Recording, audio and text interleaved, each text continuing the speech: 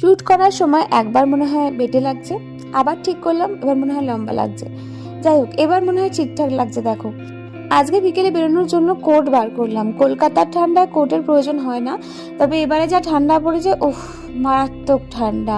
আবার যাচ্ছি বাইকে, তো হাওয়াটা কি লেভেলের লাগবে বুঝতেই পারছো।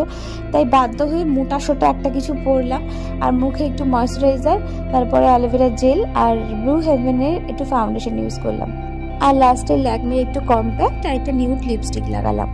ব্যাস আমি রেডি। আর চুলে প্রচণ্ড জট পড়ছিল। এই শীতকালে না শ্যাম্পুটা একটু কম করা হয় বলে চুলটা একটু শুষ্ক হয়ে যায় মনে হয়। আর দেখো, আমি একটু স্টাইল মারছিলাম, তার মধ্যে দিয়ে সুমিত চলে গেল। এরকম শ্যুট করার সময় প্রায়ই হয়ে থাকে, সেগুলোকে আমাকে আবার কাট করে এডিট করতে হয়। রেডি হয়ে গিয়েছিলাম, ভুলে গেছিলাম হ্যান্ড গ্লাভসটা পরার কথা। এই হ্যান্ড গ্লাভসটা পরার সময় শুধু একটা আঙুলের ভেতর সবকটা আঙুল ঢুকে যায়। কোনো রকমের ঠিক করলাম। চলো, আমি পুরোপুরি প্যাকড হয়ে রেডি হয়ে